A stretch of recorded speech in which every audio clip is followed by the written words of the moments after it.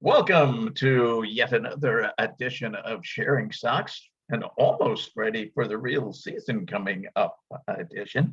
I am Southside Sox duty geezer Leigh Allan. With me, my son and West Coast correspondent Will, who has behind him a picture of, and I think this is really good, of Eloy and Luis. Looks like they're coming in from the outfield. And I think notably, they did not run into each other. This is very important. Eloy look like he's even pulling in his elbow so he doesn't crush Luis during the process of that. So good health to everybody, we hope, because we're going to need it. I would like to start out this show, and well, I'm sure you'll join me in an apology. Normally, people who do this kind of podcast on this site are White Sox fans, and we apparently are not. I had thought I was a White Sox fan since I first moved to Chicago in 1971. Will had thought he was a White Sox fan since birth. We got all the White Sox gear, you can see. We go to a lot of games. A lot of games. Watch everything on TV and other things in person when we can. And we just thought we were White Sox fans. But according to the Hall of Fame baseball person, we aren't, because we were hoping for an upgrade in right field that was not an internal solution. And I think we need to extend. I always call them the AJAHOFBP, but I think maybe the OJ, obnoxious jerk Hall of Fame baseball person. There are variations. We'll try not to get into naughty words because I understand Brett has to clarify that when it gets posted, and we don't want that to happen. But a lot of naughty words would be available. Anyhow, he said if you want to go outside for your solutions, you're not a White Sox fan. And so, well, I'm glad we're having this talk, and I think it's really important for people like us, people who are huge icons in the public eye. You know, you and I are both absolutely indisputably public figures at this point from this podcast. Sure. And, you know, obviously there's been some high profile apologizing this week, or some lack of, you know, depending on whatever side you take. And I think it's just really big of you to apologize, because I too am realizing now that I'm not a White Sox fan. You know, this hat, which I have 50 options of, you know, all those tickets, this podcast we do. We've done 65 episodes or something, and we were doing it the whole time as non-fans. And I think we do need to apologize, because despite this marquee signing of a right fielder, which by the way was an outside hire, so apparently we were correct, and Reinsdorf and Hahn are also not White Sox fans. But, you know, I really should have been looking for a solid right fielder in Gavin Sheets. That's what we should have been hoping for this whole time. So that being said, we got to try to figure out a team that we do want to root for, because we clearly don't cheer for this team. You know, the MLB TV package where I watch, 160 of the 162 games, I'm not a real fan. That's not what you do. So my deepest, most sincere apologies to Tony, to the entire White Sox community. We really blew it. We blew it, geezer. We blew it, and we're not afraid to say that. Look at this. Two guys not afraid to apologize for their horrific wrongdoing. I'm glad you brought that up. Thanks for mentioning that. Meanwhile, of course, the one outside move that we were against, which made us White Sox fans, was bringing in the Hall of Famer baseball person. But and that was from outside, although I guess it could be inside since he'd been with the team 40 years before. I'm not sure exactly how that scores out. But we do have an outsider, Adam Haseley, I think I'm saying his name right, brought in from the Phillies for a minor league pitcher. And Haseley's kind of interesting. He was a first round draft choice, I think number 8 in 2000. I think 7. Way to the top there. Went through the minors, had a pretty decent rookie season in 2019. And then has just been zilch. 2020, 2021, not only not hitting at all, but negative D WAR. We're supposed to be trying to get guys who can catch out there, which when I saw videos of him dropping routine fly balls, is kind of embarrassing. He's had injury problems. He's had mental health problems, which maybe they're over, and we hope that he's really going to be a real thing and stick with the team. Maybe come up to the majors at some point. I saw a prediction of the opening 28 members, and then from CBS, and they're predicting Adolfo will be in the major leagues, which is interesting because then he has to stay in the major leagues because he is out of options. Yeah. Well, I think I do think Adolfo is going to be in the major leagues, and I think he's going to stay in the major leagues. I'm not sure if he should be, but I think that's probably where it will end up. Haseley is kind of interesting, and I know that no one else thinks so, really. However, this could be a scenario where change of scenery and change of staff does matter. It could. And the reason I say that is he's coming from Philadelphia as a right fielder, right? Well, Philadelphia they seem to have one. They got a pretty famous right fielder. So you know that there's no way you're ever going to play your position. There's virtually, outside of injury, you're never playing right field for the Philadelphia Phillies. I think he was drafted and meant to be a center fielder, really, although he's played all three. Okay, well, I mean, it's rare to, center fielders are a whole different breed on their own. The two most athletic people on the field at any given time are the center fielder and the shortstop. So coming to the bigs, supposed to be a center fielder, and that not working out is not horribly surprising to me in any way. Coming to the White Sox, you're talking about who could play center field, and if your options are Luis Robert and Adam Haseley, obviously Haseley's never getting a single game in center field. But I do think that what could happen is we could see him kind of bounce back a little bit. And I don't know that that's true, and I'm not necessarily predicting that that's going to happen. If it happens, I will also be shocked and amazed. But I'm not, just considering we didn't pay anything for him, really. I don't hate this attempt. If we had given a lot of money to sign this guy, if we had given him an Adam Eaton contract or something, I would have been livid. But for the price that he was, I think this is an interesting experiment. Well, yeah, it's a no harm, no foul. Yeah. Basically.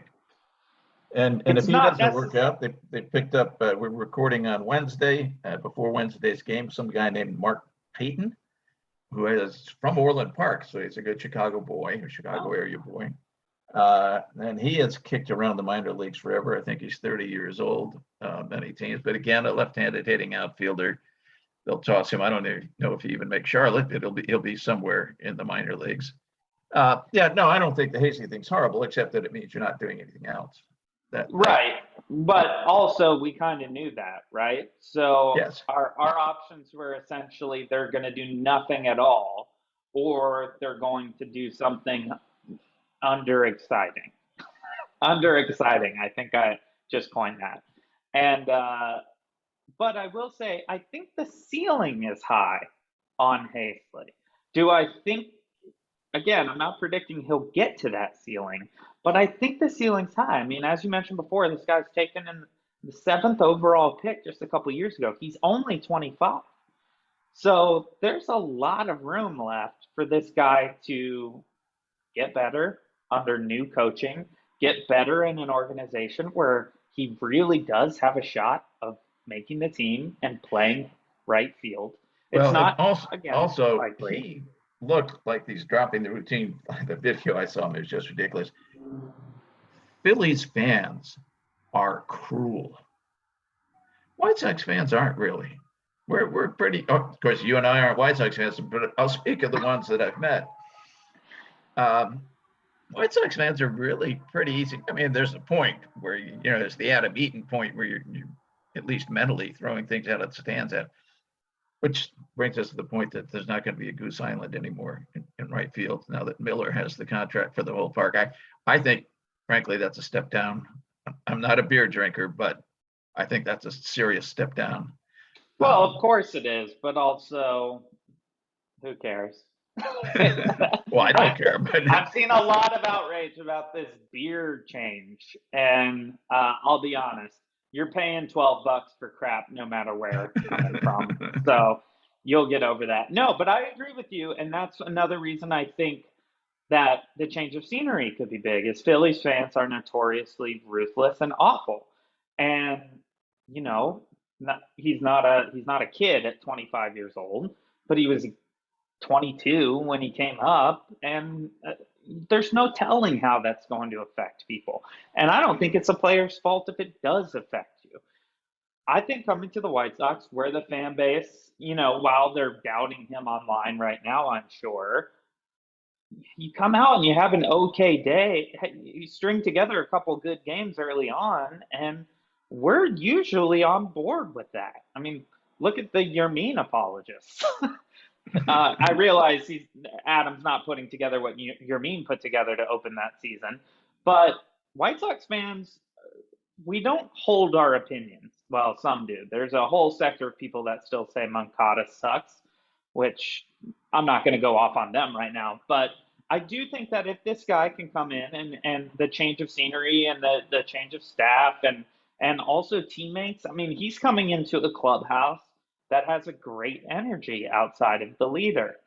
And I only mean leader in the hierarchical term. Obviously, Tim Anderson, Jose Abreu are the leaders of this team, and that's as good as it gets in terms of clubhouse mentality. It doesn't get better than Jose Abreu and Tim Anderson. Those guys love the game. They love the team.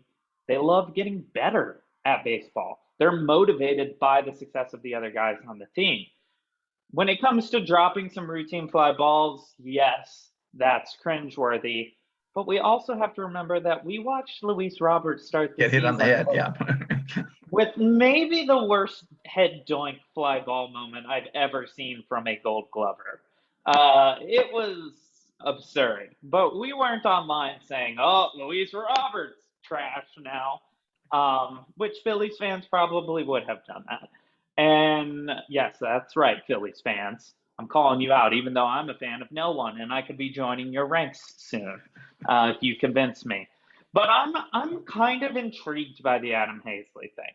Again, I am, and you have been too. Of course, we thought we were big fans of Adam Engel, and even though he's on the White Sox, but Engel's been very strange. Of course, early on, he couldn't hit right-handers at all, and hit lefties quite well. 2020 in the short season, he hit everybody. He hit around 300 both ways. Last year, he had huge reverse splits. So I don't know that you want a left-handed hitter to switch off with Adam Engel, but that way, this guy's obviously a better fielder than Gavin Sheets or Andrew Vaughn would be. Those two guys, not to blast them, they're just not outfielders. Right. But I guess I could bless them because I'm not a White Sox fan. But anyhow. And also you have to take into account that right field is not left field. Left field in the big leagues is where you can hide someone. So Andrew Vaughn being decent in left field does not equate to being a good right fielder. The right fielder has to have the best arm on the whole field. So you're talking about someone who needs to be able to catch a lot of really difficult balls to catch. It's a much harder position than left field, than playing the right-handed pull side and having the short throw to third base from left field. I'm obviously not saying left field in the pros is easy, but Manny Ramirez played out there for a long time. So the people who are saying, well, it can be Vaughn and Sheets, I think, yes, Andrew Vaughn and Gavin Sheets and Eloy can take turns playing left field, and everyone it stays. And DH. And right, but I mean, while they're DHing and the other one's in left field, I'm never going to be super concerned about that, other than the fact that they're not that great, and we know that. Right field, though, is a whole other thing. Right field is I've played them both. Right field is a much harder position overall. You have much more responsibility. You need to be considered, your arm truly needs to be considered a threat, which is, part of the reason in Philly why Bryce Harper was always going to play right field is he's got a cannon. So I'm interested to see what happens in right. I don't think we have a right fielder on this team except Eaton. Not Eaton, sorry, Engel. Got my Adams mixed up. What a non-fan thing. Of course, they went outside. They went outside the system to get him, although he'd been outside before. Yeah, I see a pattern here. But yeah, I don't know. I hope it goes well. I don't have high hopes, but welcome to the White Sox, Haseley. We needed another Adam outfielder, and our dreams came true. The reason I'm not as high on Engel, and it has honestly nothing to do with offense at this point, I'm not really worried about our offense overall. I think runs are going to be there. So it's really defense and pitching. Adam Engel just seems like, and I hope I'm wrong, Adam Engel, I know you listen to the podcast every week. I hope I'm wrong, but the injuries just seem like they're here to stay.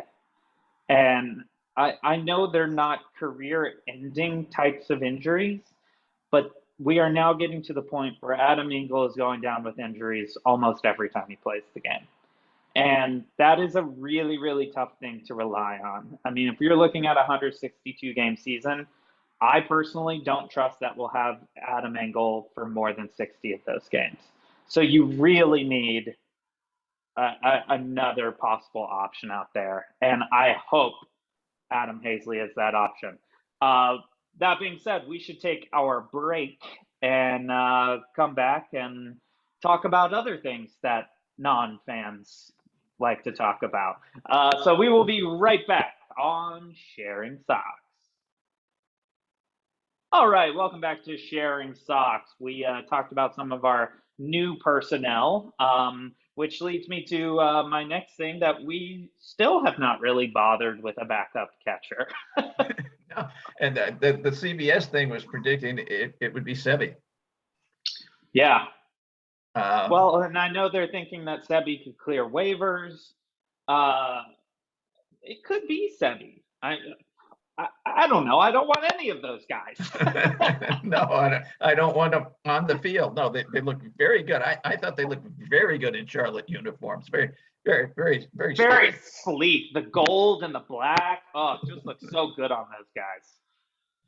Yeah. Well, let's say before we totally leave right field, obviously Michael Conforto is what all those people pretending to be fans want, but it's not going to be. But Conforto's thing is really weird. I mean, he's just disappeared. There are no rumors out there with anybody. And if somebody starts rumors, just because they started it, it's not like the Phillies say they've touched base with Conforto. No, it's just some guy goes, well, it'd be nice if the Rangers got Conforto. That's, we can all make that kind of stuff up. It's just gone. I also believe he's a non-vaxxer, an anti-vaxxer, I guess. I believe that anybody who's not vaxxed, and that includes Baez, includes Judge, they should be gone. If you are a member of a team sport and you don't get a vaccination, you are not a member of a team. You should just be gone. And I think that would solve the problem because they don't get vaxxed. Yeah, and I mean, I obviously agree with that in spirit. I don't know if that should be an enforceable thing.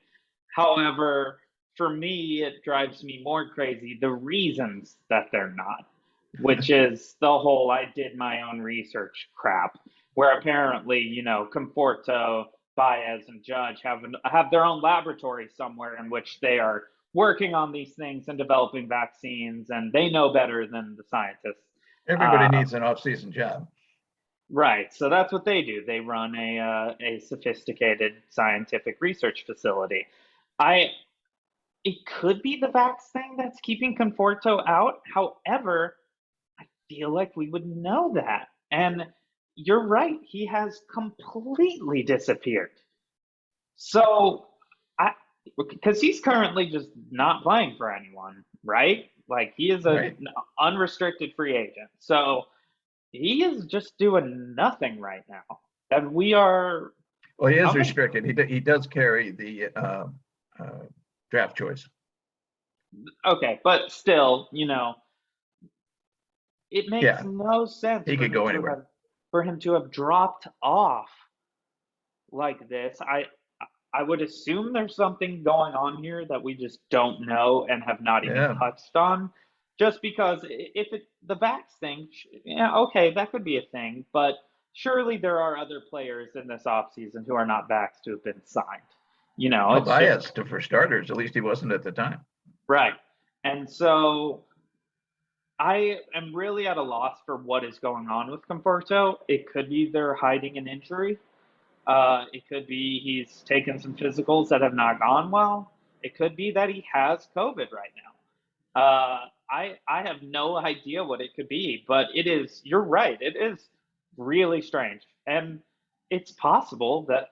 Well, no. The reason the White Sox didn't sign Conforto is because they were never going to sign anybody. But Yeah. but you look at this Adam Haseley thing, and it definitely does seem a little bit more like, oh, the teams don't even know what the hell this guy's up to or what he's doing. Because clearly the White Sox either have no interest or think there's no way they're getting Conforto based on the moves and lack Yeah, thereof. Hazley is a sign they've just totally gone out, and I'm sure we're seeing those signs at other teams that you and I might be fans of. I don't know. Let's move on. We got spring training. We're doing this Wednesday at noon. Dylan Cease is going to have his second start Wednesday afternoon. I'm worried about Michael Kopech. Yeah. Kopech pitched 4 or 5 days ago, 2 innings of batting practice. They said he was going to start this week. Not so far. And Kopech himself said, I was just reading it. He was saying, I was fighting with tiredness in 2 innings of batting practice from a guy who has not pitched much and therefore is a worry in that direction. We're depending an awful lot on Michael Kopech. And I love Michael Kopech, and I hope he's, even though I'm not a White Sox fan, I love Michael Kopech. And I hope he's tremendously successful. I think he's great. I think he can be the best of them all before it's over. But it sounds like something, of course, he had COVID over the offseason. Yeah, I That's a think worrisome thing. I think people really discount this concept of long COVID.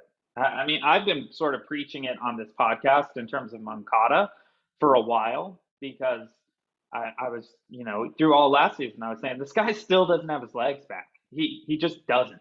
And so much oxygen is pumping through your legs at all times, especially when you're activating those quads, hamstrings.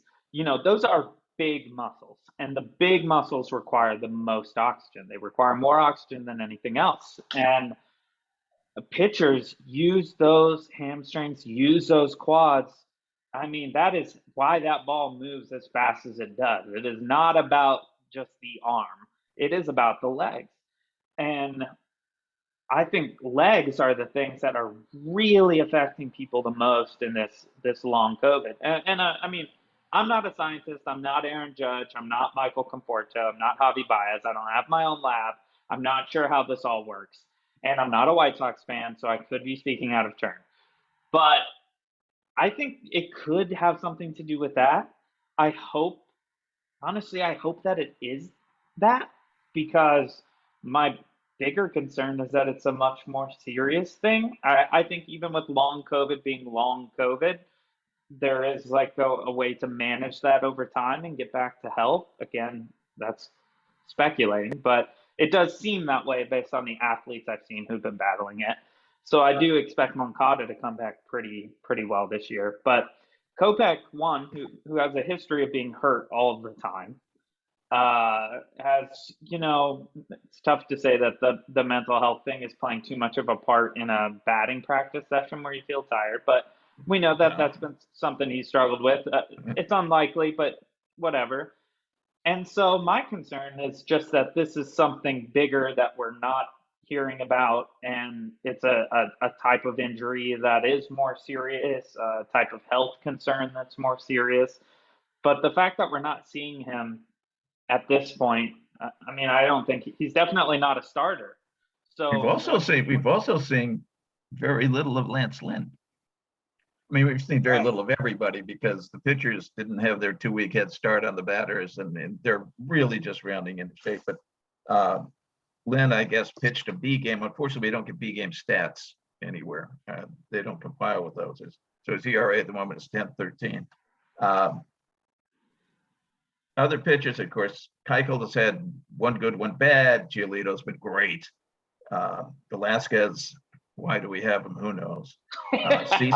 Cease had a nice 3 innings. He's going to pitch again this afternoon. We hope he has another one. Bummer's been absolutely great.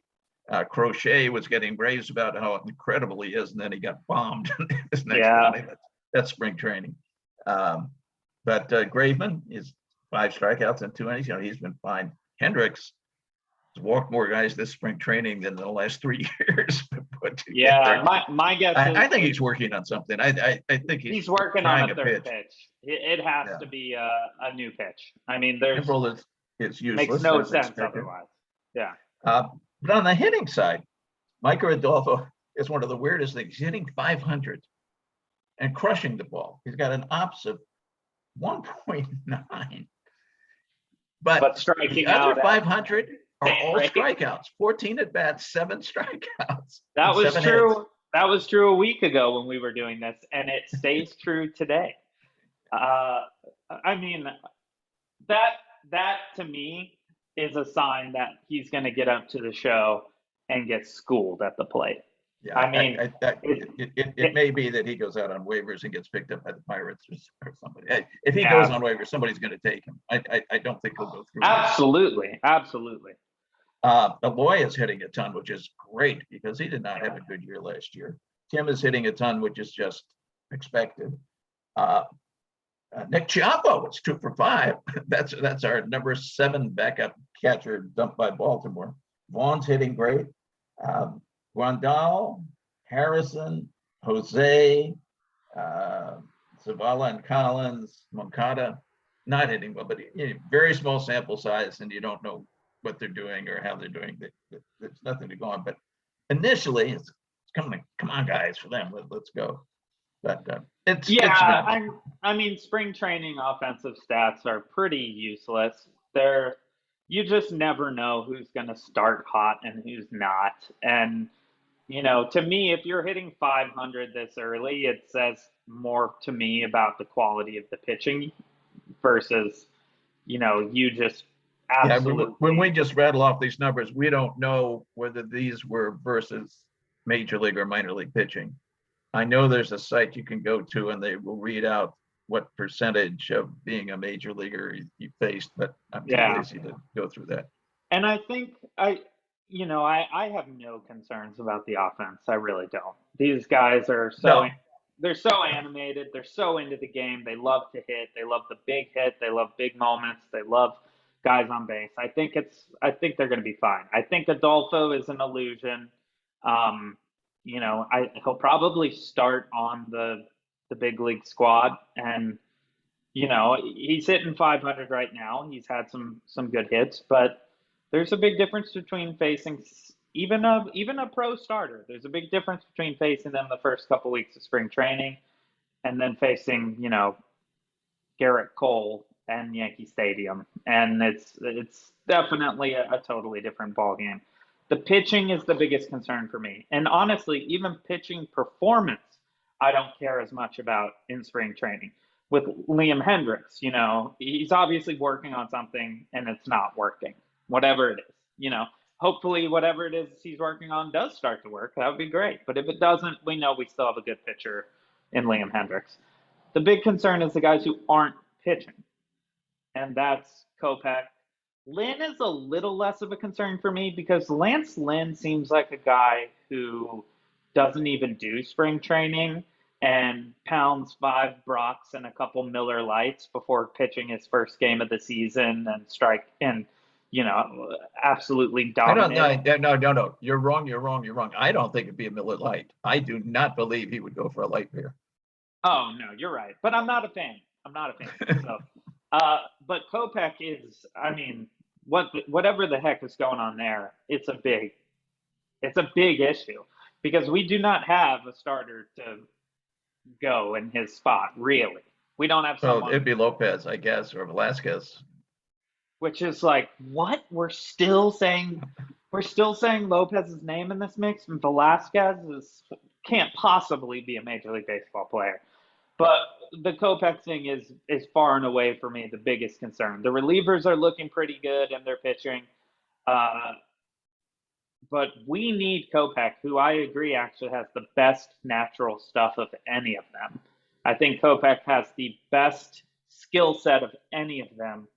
But if he is not healthy and it is serious, then it's going to be really, really hard for this team to go as far as we hope they can go. I was shocked in terms of pitching to see the Twins take Chris Archer, and kind of wondering why we didn't take a shot at Chris Archer. Not that, Instead of Velasquez, he was cheaper. He was a little cheaper than Velasquez. yeah, and obviously Chris Archer has not been that Chris Archer that we saw in Tampa a few years back, but there's an upside there that's interesting at least. I see no upside to Velasquez. That signing made no sense to me. Now we've got Archer on the Twins, so if Archer does have sort of a renaissance, it's going to be at our expense, which I'm really thrilled to hear about, and it's just ridiculous. I'm starting to get upset, which is the sign that I am a fan, and I need to calm down because I'm not. We should probably start wrapping things up for today. Do you have anything else you wanted to touch on before we say goodbye? Next time we speak, it will be on the cusp of the season. It'll be the day before opening day. And the way the weather has been up here, it'll be in Detroit, but I'm sure they share our general weather patterns. I would suggest for Detroit fans, parkas would be an excellent choice for attendance. Yeah, it's been a cold something March. Heavier if you've got it. Something heavier if you've got it. And I know Tigers fans, they listen to this podcast pretty religiously. And the Hall of Famer baseball person, just to be the total jerk that he is, isn't saying who's the opening day pitcher. But what an idiot. I would say, given history, given that it's Detroit, that Dylan Cease should pitch the first 3 games. Yeah, and then give him a month off till they play the Tigers again. You would have to, because if you threw Dylan Cease 3 games in a row, that's 950 pitches. That's 950 pitches, and weirdly, only 6 total innings across all 3 games. So you can't do that. It's got to be Giolito, right? It just has to be. What are we doing? Are we talking about demoting the guy after last year and after looking incredible? It's La Russa crap, the usual. I'm excited for opening day. I will not be attending an opening day, I don't think. I'm seeing the second game at Dodger Stadium against the Reds. The reason being, in lieu of attending opening day, I'm going to go to the second game, which is the 75th anniversary of Jackie Robinson's first game. And I think that is going to be a pretty special day in Dodger Stadium. So I wanted to be there for that one instead. But yes, we will be on opening day eve next week when we do this. So we will have all of our pitching matchups except the White Sox. I'm sure they'll keep it a question mark until Velasquez gets the start at the last second. But yeah, that's all we have for this week. Thank you all for tuning in. We are almost there. A season we thought possibly wouldn't even happen, and we are getting close to opening day. For all you baseball fans out there, this is as exciting as it gets until October. And for all you non-fans like me and the geezer, Severance on Apple TV Plus is really, really excellent. So enjoy. And we'll see you next time on Sharing Socks.